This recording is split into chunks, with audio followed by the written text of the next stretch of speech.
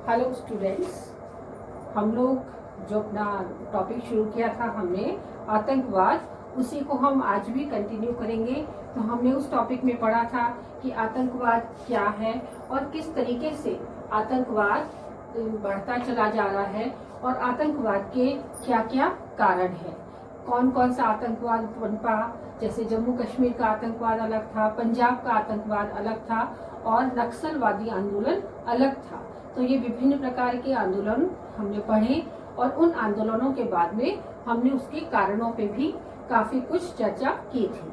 तो हमने आतंकवाद के 4 कारण हम लोग पढ़ चुके हैं और अगला उसी क्रम में अगला जो पॉइंट है वो है आर्थिक क्षेत्र में असंतुलन। इसका अर्थ क्या होता है कि आर्थिक क्षेत्र में असंतुलन का कारण क्या है कि जैसा हम जानते हैं भारत के इतने सारे जो राज्य हैं, भारत के विभिन्न राज्यों में कहीं कहीं तो कुछ राज्य तो इतने अधिक विकसित हैं कि यदि उनकी तुलना किसी विकसित राष्ट्र से की जाए तो वो कहीं ना कहीं बहुत कुछ उससे साम्यता रखते हैं। और दूसरी ओर भारत के कुछ छोटे छोटे ऐसे राज्य भी हैं जो स्वतंत्रता प्राप्ति के इतने वर्षों बाद भी उन्हें ये जो असंतुलन है, जो विकास की जो दर है, उसको देखा जाए तो वहाँ पर बहुत ही कम है।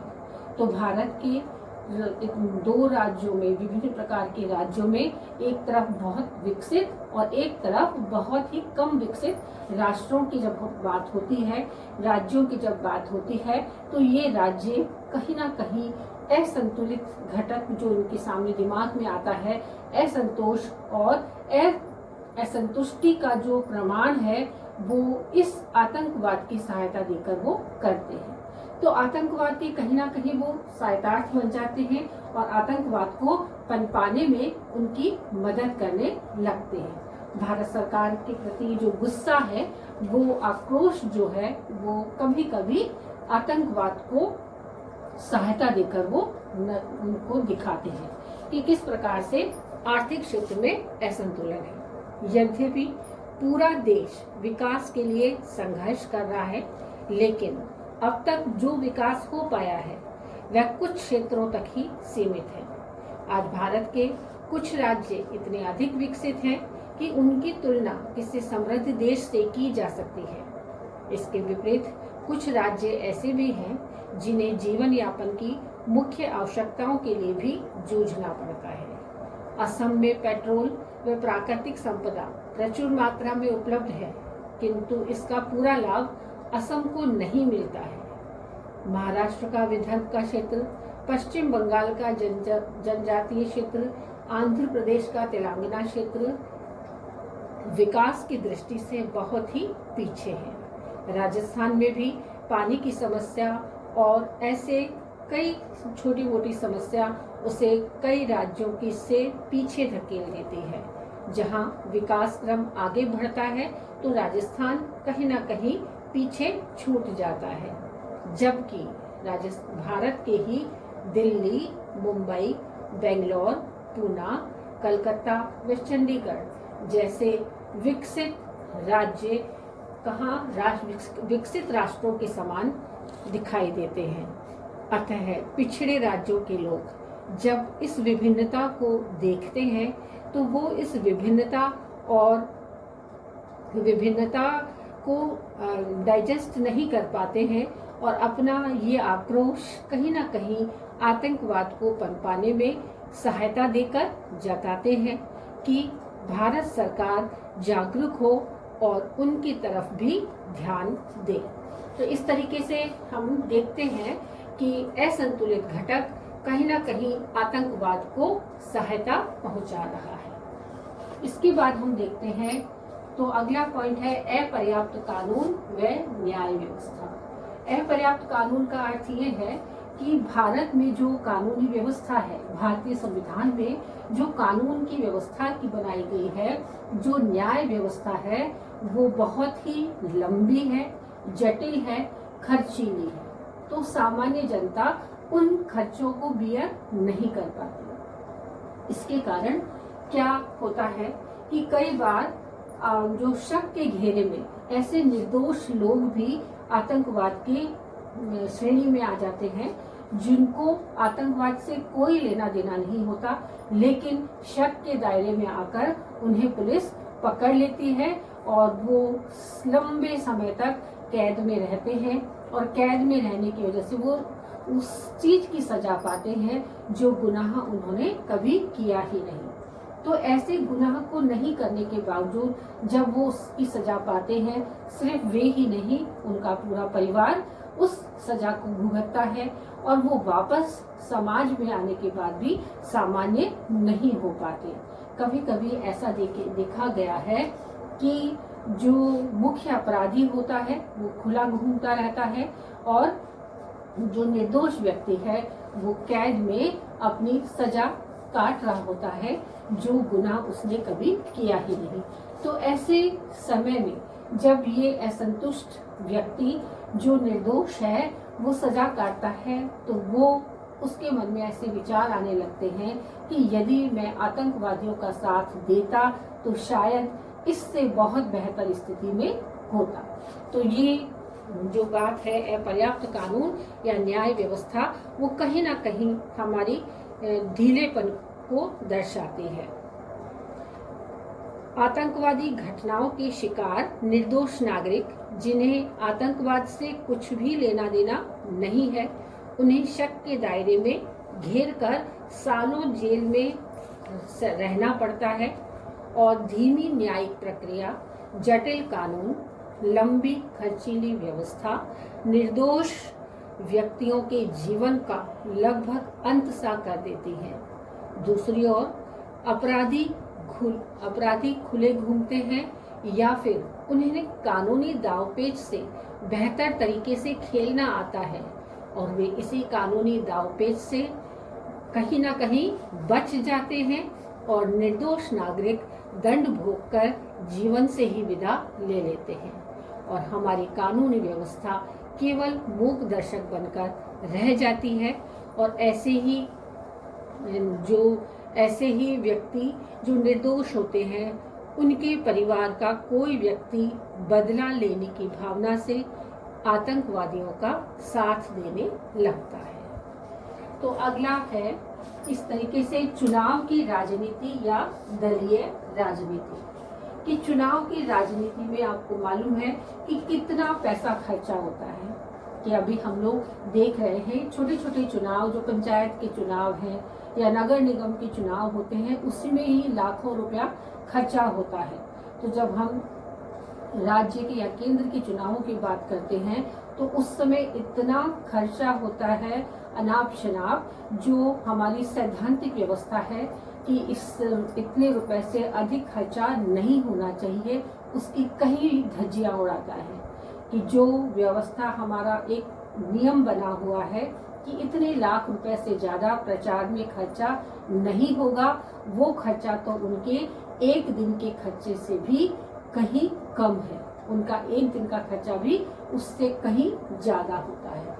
तो ऐसे चुनाव की राजनीति में या दलीय राजनीति, जो सैद्धांतिक और व्यवहारिक रूप में बहुत अलग है, तो ऐसे समय में वो जो नेता होते हैं, जो चुनाव के लिए खड़े होते हैं, चुनाव प्रचार प्रसार में अपना पैसा खर्च करते हैं, तो वो उस समय इतना पैसा खर्च करते हैं तो सामान्य जनता ये सोचने को मजबूर हो जाती है कि इनके पास इतना पैसा आया कहाँ से, ये नेता कहाँ से इतना पैसा लेके आते हैं। और चुनाव की राजनीति में ये जो इनकी साठगांठ होती है बड़े बड़े सरगनाओं से, और बड़े बड़े सरगना इन लोग का साथ लेते हैं, और उस साथ के कारण ही दलीय राजनीति भी कहीं ना कहीं इनकी चपेट में आ जाती है और ये हमारे लिए नुकसान का कारण बनती है।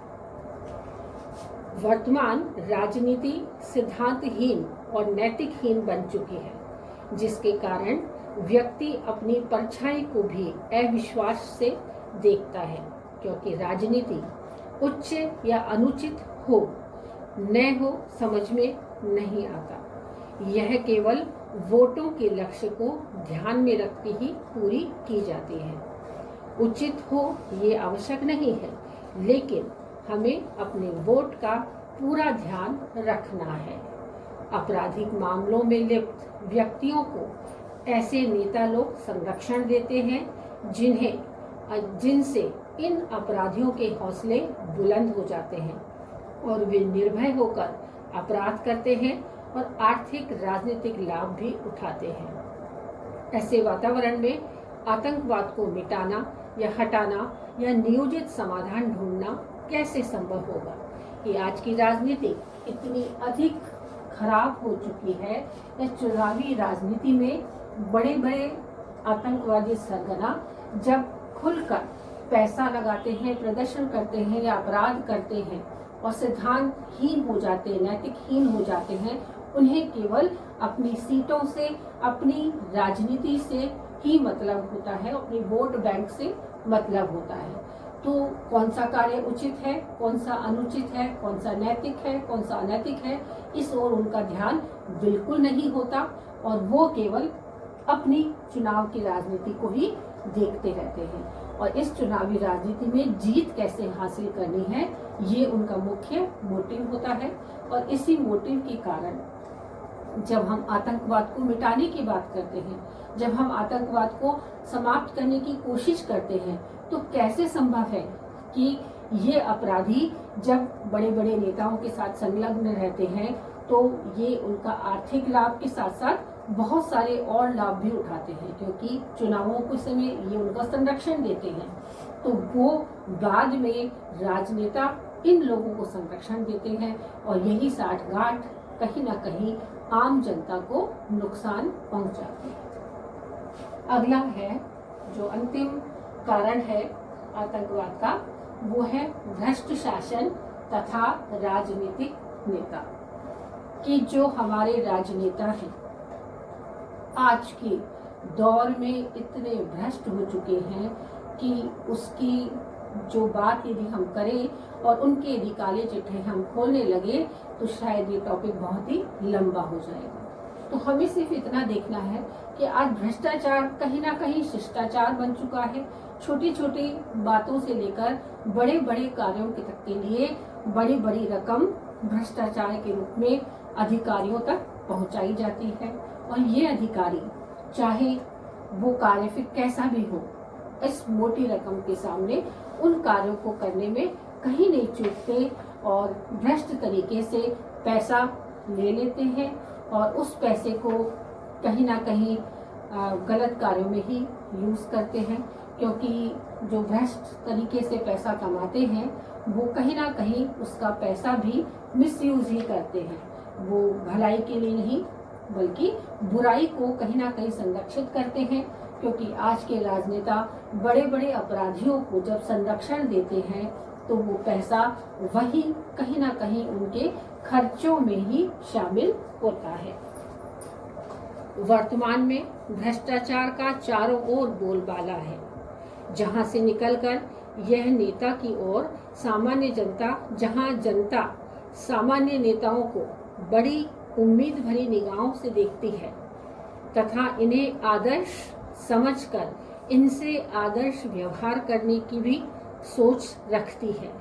लेकिन यथार्थ के धरातल पर नेताओं का विपरीत रूप ही सामने आता है।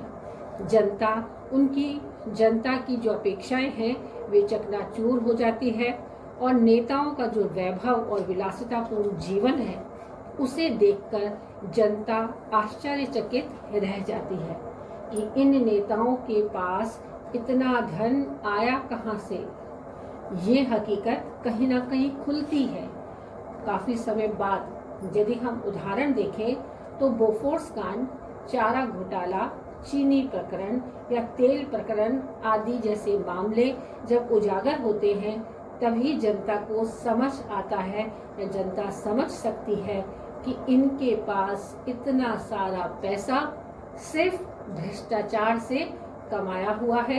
तो जनता के सामने बड़ी बड़ी बातें करने वाले या बड़े बड़े आदर्श प्रस्तुत करने वाले जनता व्यवहारिक रूप में बिल्कुल उसके विपरीत होते हैं। जनता इनको आदर्श मानती है, जनता इनसे आदर्श व्यवहार करने की सोचती है, लेकिन इनका व्यवहार आदर्श नहीं होता। ये सिर्फ अपनी राजनीतिक सत्ता को बनाए रखने के लिए बहुत सारे ऐसे अनैतिक कार्य कर लेते हैं जो इनकी गरिमा को खराब करते हैं। तो ये भ्रष्ट नेता अपने सुविधापूर्ण और विलासितापूर्ण जीवन जीने में जितना पैसा खर्च करते हैं, तभी जनता को समझ में आता है कि ये पैसा इनकी कमाई का नहीं बल्कि भ्रष्ट तरीकों से कमाया गया पैसा ही इनके पास है, और ये कहीं ना कहीं भारत को खोखला कर रहा है। अगला हेडिंग हम देख चुके हैं कि कितने सारे कारण हैं जो आतंकवाद को बढ़ावा दे रहे हैं। तो क्या जीवन भर आतंकवाद चलता रहेगा? क्या सरकार इनके लिए कोई प्रयास नहीं करेगी? कोई आतंकवादी है या नहीं है, ये तो तय बाद में होता है, लेकिन सरकार अपनी तरफ से क्या प्रयास कर रही है या जनता का क्या प्रयास है कि इस आतंकवाद को समय रहते कम किया जाए, मिनिमाइज किया जाए, न्यूनतम कर दिया जाए, और इसको हमेशा के लिए कुछ ना कुछ ऐसे समाधान ढूंढे जाए जिससे ये आतंकवाद समाप्त हो जाए। तो वो कौन से उपाय होंगे उसे अब हम पढ़ेंगे। तो आतंकवाद को रोकने के लिए सरकार ने कुछ कदम उठाए थे। यदि हम उनका जिक्र करते हैं तो नंबर 1 पर वो कदम है कि 1985 में टाडा के द्वारा आतंकवादी व विध्वंसकारी गतिविधियों पर पूर्णतः रोक लगाई गई, कि एक नियम बनाया गया जो 1985 में बनाया गया, जिसे टाडा के नाम से जाना जाता है, जिसमें जितने भी आतंकवादी या विध्वंसकारी गतिविधियों पर जो शामिल थे उन व्यक्तियों पर रोक लगाई गई। और पोटो भी एक प्रकार का कानून था। इसके द्वारा आतंकवाद को रोकने के लिए एक प्रकार की संरक्षण की व्यवस्था की गई कि आतंकवाद पहले ही रुक जाए, उसको समाधान के रूप में रोक लिया जाए। ये दोनों ही सरकारी प्रयास थे जिसमें सरकार को आंशिक सफलता ही प्राप्त हो सकी। लेकिन आतंकवाद को रोकने के कुछ सुझाव तो होने ही चाहिए। तो वो सुझाव क्या है? तो यदि हम सुझावों की बात करते हैं तो सुझाव के लिए पहला सुझाव है कि सरकार के प्रयासों में पूर्ण ईमानदारी हो, कि सरकार यदि प्रयास करे तो पूर्ण ईमानदारी के साथ करे। ये जो ऊपर से नियम दिखाए जाते हैं और बैकडोर एंट्री से कहीं ना कहीं उन नियमों की धज्जियां भी उड़ाई जाती है। दूसरा पॉइंट है नवयुवकों की ऊर्जा का सकारात्मक प्रयोग, कि आज जो युवा शक्ति है वो भौतिकवादी जीवन की ओर जो बढ़ती चली जा रही है, या उनका जो सोच है, उनकी जो सरकार के लिए सोच बन चुकी है, वो नकारात्मकता लिए हुए है। तो सरकार को चाहिए कि नवयुवकों की उस सोच को बदले और उनकी ऊर्जा का सकारात्मक प्रयोग करे। तीसरा उपाय है आर्थिक सामाजिक न्याय की नीतियों का शीघ्र क्रियान्वयन करें। कि हम देखते हैं कि आर्थिक सामाजिक न्याय की जो नीतियां हैं बहुत ही लंबी, खर्चीली और जटिल होती हैं, जिसका क्रियान्वयन लंबे समय तक नहीं होता। तो ऐसे उपायों को शीघ्र वो क्रियान्वित हो, उनको ढूंढना होगा। अगला उपाय है शासन तथा प्रशासन की विश्वसनीयता बढ़ाना आवश्यक, कि प्रशासन के प्रति जनता कितनी असुरक्षित है, प्रशासन के प्रति कितना अविश्वास रखती है जनता, उसे सुधारना होगा और उसकी विश्वसनीयता को बनाने के लिए कुछ कारगर कार्य भी करने होंगे। अगला उपाय है पुलिस तथा सुरक्षा बलों की क्षमता में वृद्धि करनी होगी, कि आज आतंकवादियों के समक्ष पुलिस वाले और सुरक्षा बल के लोग अपने घुटने टेक देते हैं, तो उन्हें अपनी क्षमता को बढ़ाना होगा और इन आतंकवादियों के समक्ष घुटने नहीं टेकने हैं, बल्कि आतंकवाद को घुटने टेकने होंगे। इस प्रकार की क्षमता विकसित करनी होगी। अगला पॉइंट है कानून व न्याय की प्रक्रिया त्वरित हो व सरल हो। कि अभी हमने जिक्र किया था कि न्याय की प्रक्रिया इतनी अधिक लंबी और जटिल है जिससे कार्यवाहियों में इतनी देरी हो जाती है और अपराधियों के अपराध कम नहीं होते बल्कि उनके हौसले और भी अधिक बुलंद हो जाते हैं। तो सरकार से गुजारिश है कि कानून और न्याय की प्रक्रिया त्वरित हो और सरल हो। अगला है आतंकवादियों को विदेशी धन व हथियार प्राप्त न हो। कि विदेशी जो हमारे विदेशी राष्ट्र जो हैं, हमारे पड़ोसी राष्ट्र जो हैं, इस मौके का फायदा उठाती हैं और वो आतंकवादियों को कहीं ना कहीं से विदेशी धन प्राप्त कराती हैं और विदेशी हथियार उनको उपलब्ध करवाती हैं, जिससे आतंकवाद और अधिक बढ़ता है। अगला पॉइंट है हथियारों की खरीद पर कठोर कानून बने। कि हमने देखा है कि अस्त्र शस्त्र आजकल आसानी से मिल जाते हैं, तो कहीं ना कहीं सरकार को इतने कठोर कानून बनाने चाहिए ताकि ये अस्त्र शस्त्र आसानी से प्राप्त न हो सके। अगला है प्रचार प्रसार माध्यमों की निष्पक्ष भूमिका। कि हम देखते हैं कि हमारी जो पढ़ी लिखी या बुद्धिजीवी जो जनता है वो न्यूज़ या समाचार पत्रों पर ही, जो टेलीविज़न की न्यूज़ आती है या समाचार पत्रों पर ही ध्यान देती है, उन्हें उनको सही मान लेती है। लेकिन कुछ जगह ये पत्रकारिता निष्पक्ष भूमिका में सामने नहीं आती और कई जगह आतंकवादियों को सहारा देती है और अपनी इस निष्पक्षता का परिचय नहीं देती। अगला पॉइंट है पेशेवर अपराधी बच्चों व युवाओं को गुमराह करना छोड़ें, इन पर कठोर कानून तथा दबाव बनाया जाए।